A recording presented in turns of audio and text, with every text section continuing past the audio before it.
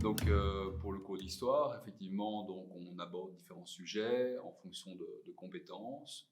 Et donc, deux compétences qui sont régulièrement utilisées, c'est la compétence de critique et la compétence de synthèse. Donc, on donne des ensembles documentaires qui peuvent être, par exemple, des films, des documentaires, des affiches de propagande coloniale, des textes, comme par exemple, je ne sais pas moi, aussi bien le texte de Lumumba le jour de l'indépendance du Congo, mais aussi le texte de Baudouin et le texte de Kasavubu. Et alors, effectivement, les élèves sont priés d'avoir un esprit critique et de regarder, de comparer, de voir si le vocabulaire est le même, si les mots ont les mêmes significations. Enfin, donc voilà, tout un travail qui est fait autour de ça.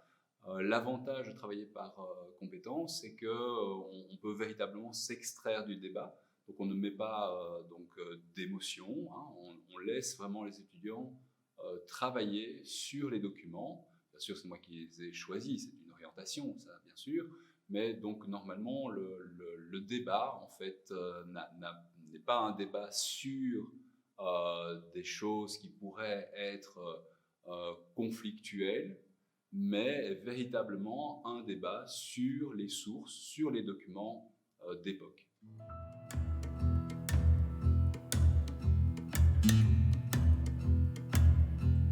Alors, il est évident que la Belgique a un passé colonial, et donc ce serait saugrenu de commencer à étudier le passé colonial de la France ou de l'Italie ou de l'Angleterre, qui a été une grande puissance coloniale.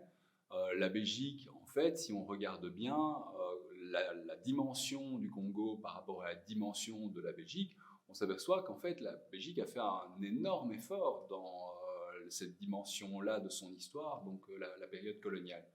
Donc, il est évident que je ne vais pas aller chercher ailleurs. Je veux dire, on a une histoire belge. Cette histoire belge est en lien avec le Congo, et donc il faut pouvoir aborder ça à l'école.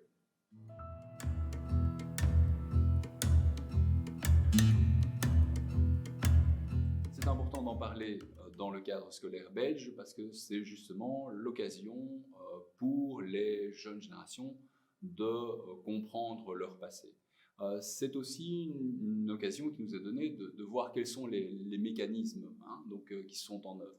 Donc on a une Belgique qui est une grande puissance industrielle à l'époque de Léopold II, donc on parle de la deuxième puissance industrielle au monde. Donc on est face à une puissance.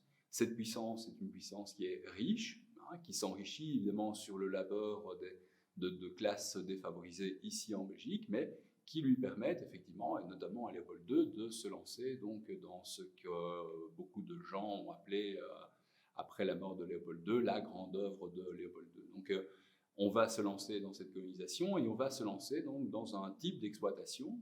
Et si on y regarde bien, on pourrait dire que ce type d'exploitation n'a pas disparu, très loin de là.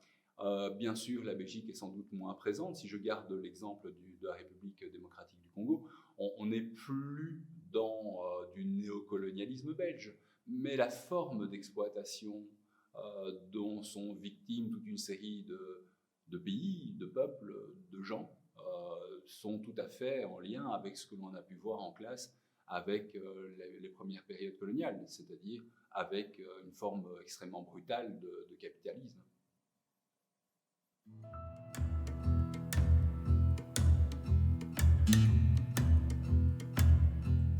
Pour moi, il n'y a pas de débat. Donc on a des faits et on va essayer d'interpréter ces faits.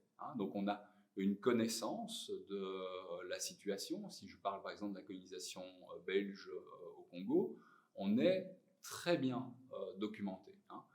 J'entends parfois dire à des gens qu'on n'a pas beaucoup. Non, en réalité, on est très très bien documenté.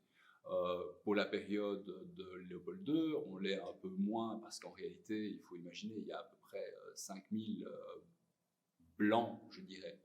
Ils ne sont pas tous belges, on a parfois des Syriens, des Suisses, des machins, bref. Mais dans l'ensemble, on va dire, si on regarde la population indigène et la population qui vient de la métropole, appelons-les comme ça, eh bien, ils sont très très peu nombreux. Et donc, ce qui explique d'ailleurs en partie la violence dont ils font preuve. Ces gens devaient être, à mon avis, morts de trouille. Et ça doit sans doute expliquer la violence incroyable dont certains ont pu faire preuve. Donc l'idée, c'est qu'effectivement, il y a peut-être des débats sur certains points, mais on a énormément de documents. Et donc, ce qui est intéressant, c'est de pouvoir regarder les documents.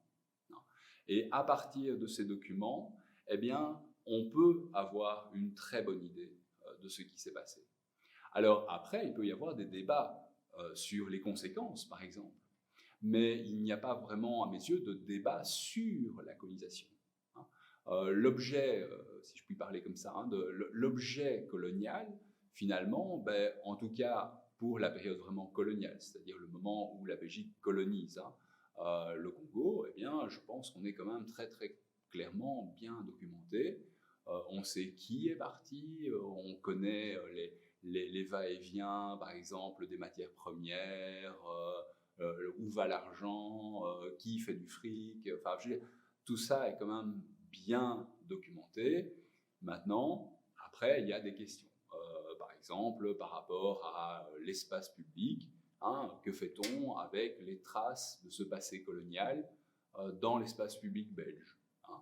Là, il y a un débat, et on peut débattre effectivement. Donc, l'un, en tant qu'historien, va avoir une opinion, peut-être un afrodescendant historien aura une opinion qui le tendra vers une autre opinion que la mienne.